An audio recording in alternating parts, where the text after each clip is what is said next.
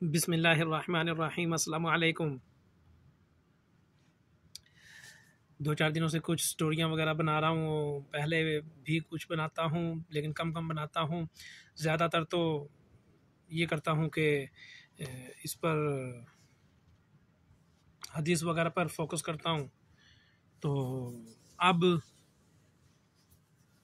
یہ کہہ لیں کہ ایک سٹوری بنائی ہے تو لوگ کافی کمنٹس وغیرہ بھی کر رہے تھے، اور میں دیکھ رہا تھا کہ بیچ میں کچھ لوگ جو نا ڈائریکٹلی مطلب مذہبی چیزوں کو ہی نشانہ بنانا شروع کر دیتے ہیں۔ فار ایگزامپل صوفیزم بذات خود بری چیز نہیں ہے، یہ بھی یاد رکھیے، ٹھیک ہے نا۔ ہم کو اس طریقے سے اس چیز کو کہ جی سپانسر نہیں کیا گیا، ہمارے سامنے اس طریقے سے لایا نہیں گیا۔ کچھ چیزیں ایسی ہیں جو کہ وقت کے ساتھ ہمیں بدلنی چاہیے تھی اور ان کو سمجھنا چاہیے تھا۔ جیسے کہ صوفی جو کہ ہوتا ہے اس میں حب جا اور حب مال نہیں ہوتی۔ میرا ویڈیو بنانے کا یہ ہرگز مقصد نہیں تھا کہ میں کسی کے بارے میں کچھ ایسی بات کروں، لیکن میں نے یہ جو بات کی تھی میں نے اس لیے کی تھی کہ یہ کیسے صوفی ہیں جن میں اتنا زیادہ حب جا اور حب مال ہے۔ دوسری بات یہ کہ جیسے آج کل وہ سمجھاتے کیوں نہیں ہیں، درباروں پر لوگ آ رہے ہیں، ٹھیک ہے، چراغ جلا رہے ہیں۔ چراغ پرانے زمانے میں اس لیے جلایا جاتا تھا کہ وہ لوگ مطلب کہ کچھ ایسے علاقوں میں جا کے تبلیغ اسلام کا کام کرتے تھے جہاں پر ٹوٹل کفریہ یا مشرکین کا نظام ہوتا تھا، جیسے ہندوستان میں۔ تو وہ لوگ وہاں پہ ان کو ٹکرے نہیں دیتے تھے، وہ ویرانوں میں جا کے اپنے ٹھکانے بنا لیتے تھے اور وہاں پہ چراغ جلا دیتے تھے۔ کوئی بھولا بھٹکا وہاں پہ آئے تو اس کے ساتھ اخلاق سے مروت سے پیش آتے تھے، تو ان لوگوں کو یہ کہہ لیں کہ جی کھانا کھلاتے تھے۔ یہ جو لنگر کا نظام ہے، کھانا کھلاتے تھے۔ پھر وہ لوگ جب آپ سے مانوس ہونا شروع ہو جاتے تھے، اسلام پیش کرتے تھے، وہ لوگ اسلام قبول کر لیتے تھے۔ ان میں زیادہ تر علماء لوگ تھے جنہوں نے یہ علم سیکھے ہوئے تھے، جنہوں نے حدیث پڑھی ہوئی تھی، سب کچھ تھا۔ آج کل کے جو گدی نشین ہیں وہ نہیں ہیں اصل، جو آج کے گدی نشین ہیں وہ اصل نہیں ہیں، وہ راہ سے بھٹکے ہوئے ہیں۔ لیکن جو اصل ہے وہ یہ ہے کہ وہ محدث بھی تھے، وہ شیخ القرآن بھی تھے اور وہ سب کچھ جانتے تھے۔ کچھ جو انہوں نے روایات کی ریت ڈالی وہ اس بنا پر تھی کہ اس کے فوائد تھے۔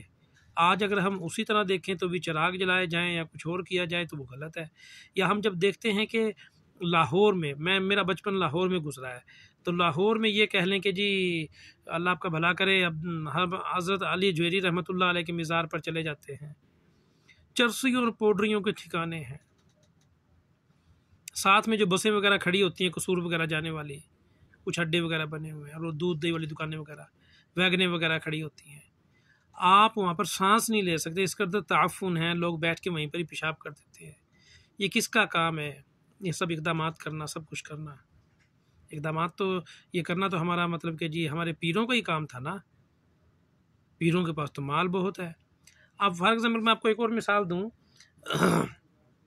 چکوال میں منارہ میں پیر اکرم اعوان صاحب وہ تو فوت ہو گئے ہیں، ان کے بیٹے جناب اب امجد اعوان صاحب ان کے سیٹ پر بیٹھ گئے ہیں، ٹھیک ہے۔ ایک گدی نشینی ہی ہے نا۔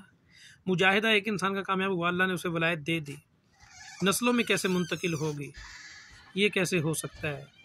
تو یہ کہہ لیں کہ جب ان کی وہ بتاتے ہیں کہ جی کوئلے کی کانیں بھی ہیں، انجیر کے باغات بھی ہیں، سب کچھ ہیں، اور وہ جو کہتے تھے نا مجلس ابلیس کا ہے کہ مست رکھو صبح فکر صبح گاہی میں اسے، تو اسے تو بس جو نا اللہ اللہ میں ہی مست رکھو اور دوسری طرف نہیں آنے دینا۔ یہ کس نے سکھانا تھا؟ یہ چھوٹی چھوٹی کچھ غلطیاں ہیں، ٹھیک ہے نا۔ اور صوفیات اور حضرت ابوبکر رضی اللہ تعالیٰ عنہ کی سنت پر چلتے تھے کہ اگر پاس کپڑا موجود ہے، کپڑا صرف تن ڈھانپنے کے لیے ہوتا ہے، وہ پیوند لگا ہو یا کیسے بھی ہو، تو وہ لوگ اس چیز کو اب سمجھ نہیں پا رہے، وہ صرف مال جمع کر رہے ہیں۔ پیوند لگا کپڑا اس لیے پہنا جاتا تھا کہ کپڑا صرف تن ڈھانپنے کے لیے ہوتا ہے، جو زائد ہو اللہ کے راستے میں دے دو۔ جن صحابہ کے پاس مال تھا ان کے پاس مال بھی تھا، لیکن جن کے پاس اگر کوئی عہدہ آیا تو انہوں نے یہ نہیں رکھا، بس یہ سمجھنے کی بات تھی۔ اللہ پاک عمل کی توفیق عطا فرمائے۔ السلام علیکم۔